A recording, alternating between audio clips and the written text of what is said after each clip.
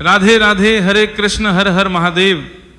आज के अध्याय से पहले जान लेते हैं आज के पंचांग के बारे में।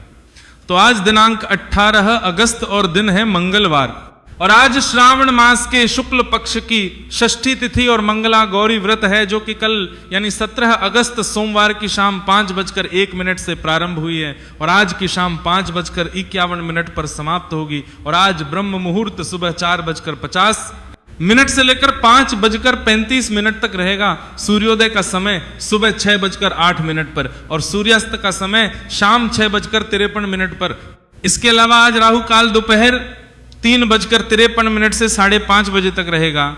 और मंगला गौरी व्रत की पूजा के लिए प्रातःकाल मुहूर्त सुबह 5:52 से लेकर 9:08 तक रहेगा।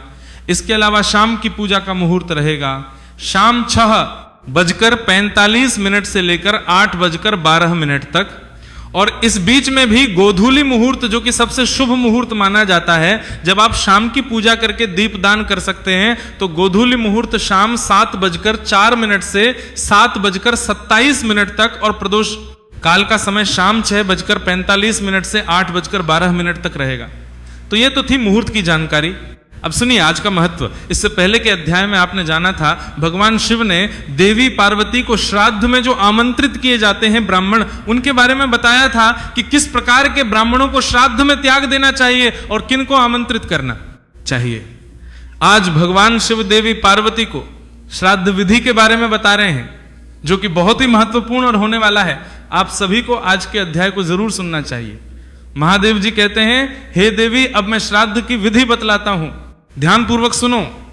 श्राद्ध के एक दिन पहले आप सब भी होकर पितरों के प्रतिनिधि भूत ब्राह्मणों को निमंत्रित करें कि आप लोग पितृकार्य संपन्न करें और मुझ पर प्रसन्न हो। इस प्रकार ब्राह्मणों को आमंत्रित करने के लिए अपनी जाति के विश्वस्त पुरुषों को भेजना चाहिए। बिना फटा हुआ वस्त्र पवित्र माना गया है। अगर मूर्ख अपने सामने ही रहता हो और गुणवान अपने से बहुत दूर बसता हो, तो गुणवान को भी श्राद्ध का निमंत्रण देना चाहिए, लेकिन मूर्ख को त्यागना नहीं चाहिए। जो अपने निकटवर्ती ब्राह्मण को पतित ना होने पर भी त्याग कर दूर रहने वाले गुणवान की पूजा करता है, वह घोर नरक में जाता है। वेद, विद्या और व्रत में क्षत्रिय ब्राह्मण अगर घर पर आ जाए तो विधि पूर्वक उसका पूजन करके मनुष्य परम गति को प्राप्त होता है। दोनों संध्या, जप, भोजन, दंत धावन, पितृ कार्य, देव कार्य, मूत्रोत्सर्ग, मलोत्सर्ग, गुरु के समीप तथा यज्ञ, इन अवसरों पर जो मौन रहता है वह स्वर्ग में जाता है। अगर जप आदि में किसी तरह मौन भंग हो जाए तो वैष्णव मंत्र का उच्चारण और भगवान विष्णु का स्मरण करना चाहिए।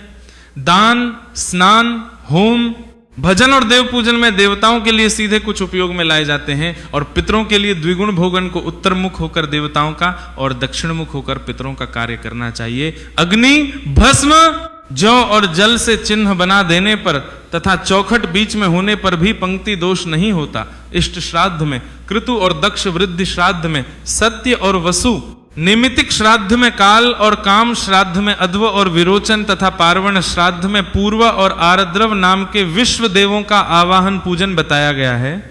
पलाश के श्राद्ध करने से ब्रह्म तेज की वृद्धि होती है। पीपल के पत्ते में श्राद्ध भोजन करने वाला राजाओं का मान्य होता है। पाकर के पत्तल में श्राद्ध भोजन करने से सब भूतों पर प्रभुत्व प्राप्त होता है। वट के पत्ते में भोजन करने से पुष्टि, प्रजा, वृद्धि, प्रज्ञा, धृति और स्मृति की प्राप्ति होती है। गंभारी का पत्ता राक्षसों का नाश करने वाला और यशोदायक होता है। महुए के पत्ते में भोजन करने से उत्तम सौभाग्य प्राप्त होता है। अर्जुन के पत्ते में श्राद्ध करने वाला सब अभीष्ट फलों को प्राप्त कर लेता है। मदार के पत्ते में श्राद्ध करने से उत्तम कांति और प्रकाश की प्राप्ति होती है।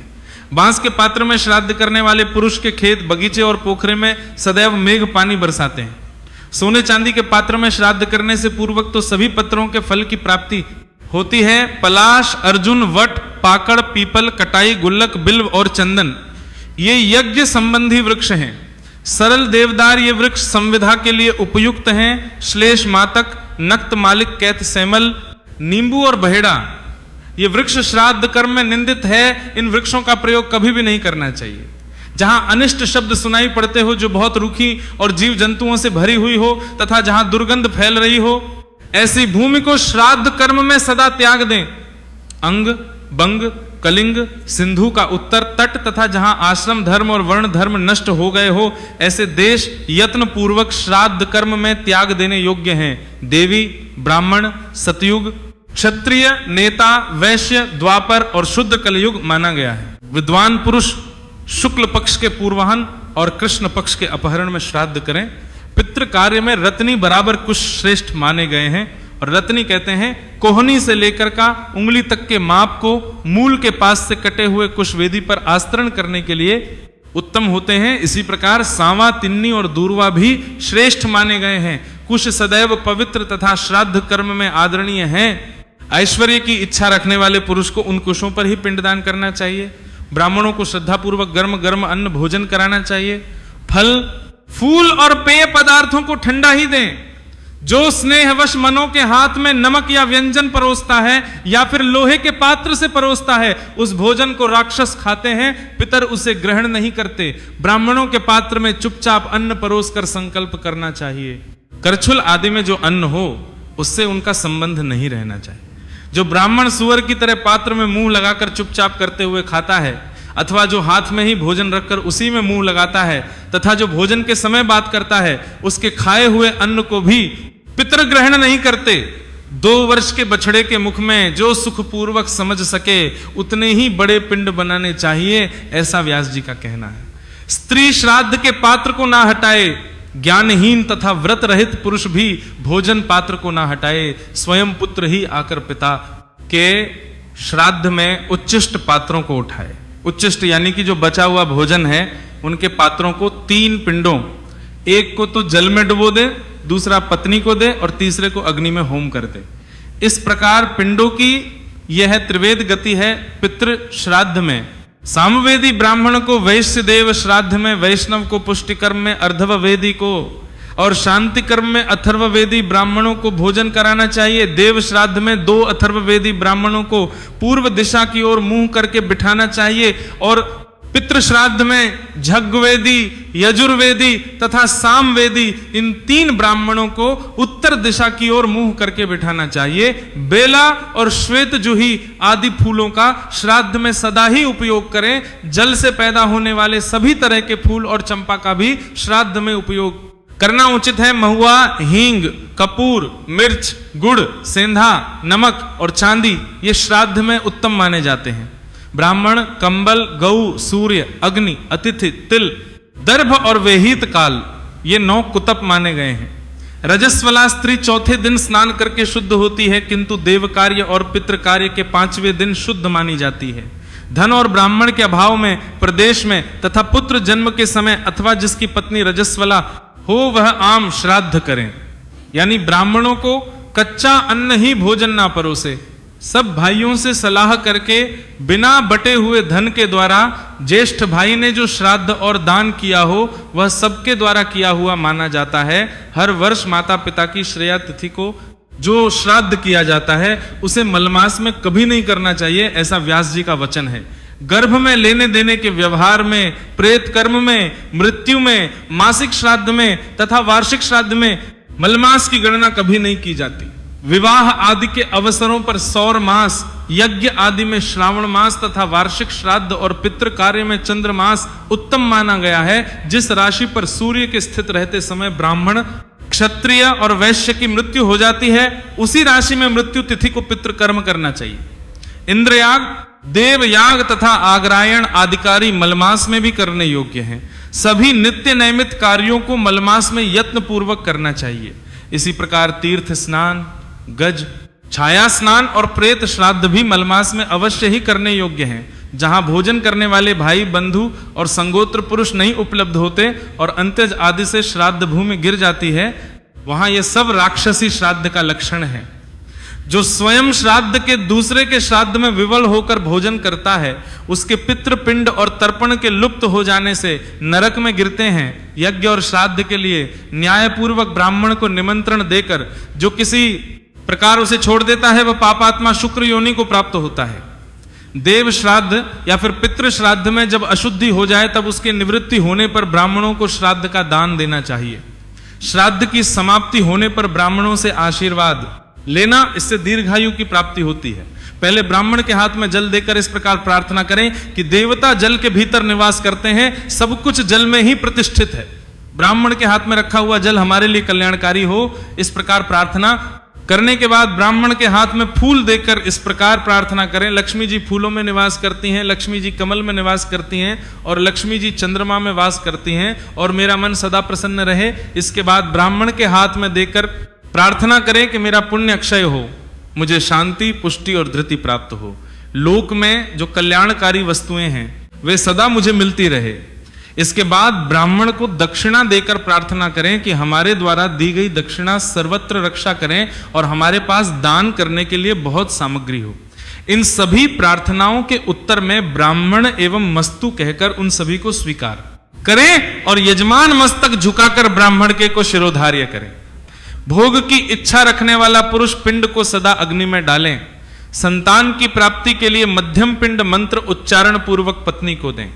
उत्तम कांति की इच्छा हो तो सदा गौओं को ही पिंड खिला दें।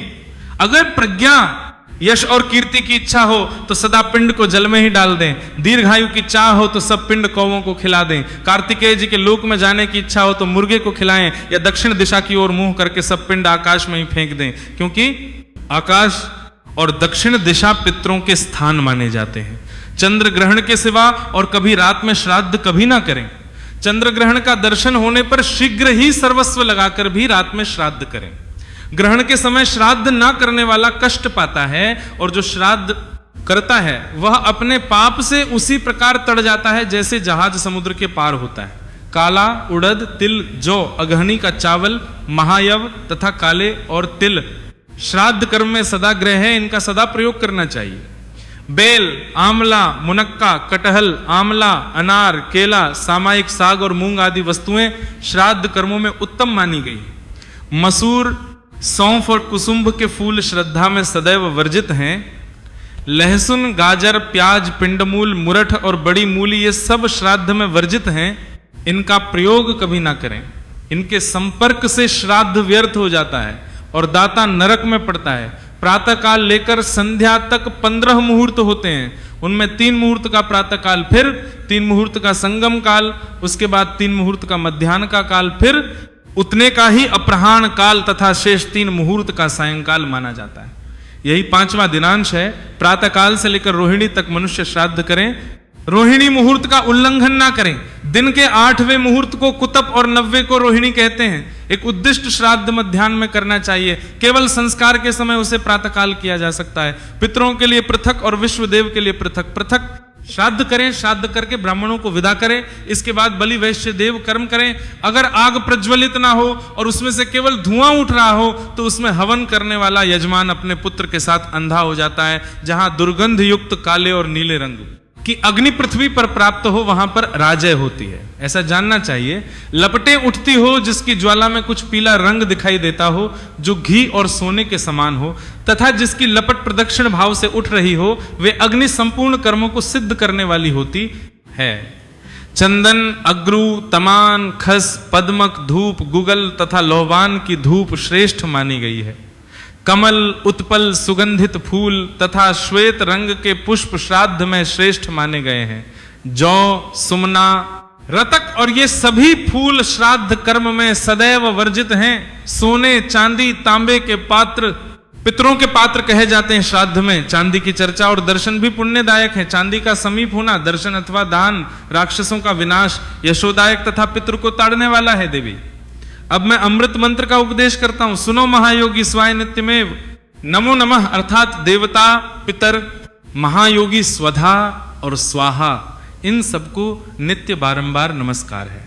और अंत में इस मंत्र का 3-3 बार जप करना चाहिए। ब्राह्मणों द्वारा सदैव पूजित होने पर यह मंत्र अश्वमेध यज्ञ का फल देता है। पिंडदान के समय भी एकाग्र चित्त होकर इस मंत्र को जपे, इससे पितृ प्रसन्न होते हैं तथा राक्षस भाग जाते हैं। अब मैं स्तोत्र कहता हूं जो मूर्ति रहित और मूर्तिमान है, जिनका तेज सब और उद्दीप्त है और जो सर्वत्र व्यापक और दिव्य दृष्टि वाले हैं, उन पितरों को सदा नमस्कार करता हूं जो इंद्र आदि देवताओं तथा दक्ष और कश्यप के भी नेता हैं और सप्तर्षियों तथा पितरों के भी नायक हैं। सबकी अभिलाषा पूर्ण करने वाले उन पितरों को मैं नमस्कार करता हूं जो मनु आदि सब मनुष्यों तथा सूर्य और चंद्रमा के भी माननीय पितर हैं। उन सबको मैं हाथ जोड़कर प्रणाम करता हूं जो नक्षत्रों, ग्रहों, वायु, अग्नि आकाश और पृथ्वी के भी पिता हैं, उन सबको मैं हाथ जोड़कर नमस्कार करता हूँ। सातों लोकों में रहने वाले सातों पितरों को नमस्कार है। नमस्कार है योग दृष्टि वाले स्वयंभू ब्रह्मा जी को नमस्कार करते हैं। ये सब स्तोत्र ब्रह्मनश्य गणों से पूजित परम पवित्र तथा समस्त राक्षसों का विनाशक है। इस प्रकार हे देवी, इस स्तोत्र का 3 बार जप करें। जो श्रद्धालु जितेंद्रिय तथा एकाग्रचित होकर बड़ी श्रद्धा के साथ प्रतिदिन इस स्तोत्र का जप करता है, वह 7 समुद्रों वाली पृथ्वी का एकमात्र राजा होता है। जो इस श्राद्ध कल्प का नित्य पाठ करता है वह पंक्ति पावन है। वही 18 विद्याओं का पारंगत विद्वान माना गया है। पितर लोग प्रसन्न होकर मनुष्यों को प्रज्ञा, पुष्टि, स्मृति, मेधा, राज्य तथा आरोग्य प्रदान करते हैं। हे देवी, इस प्रकार सरस्वती और समुद्र के संगम पर मनुष्य को विधि पूर्वक करना चाहिए। जय भोलेनाथ। आज की कथा में बस इतना ही।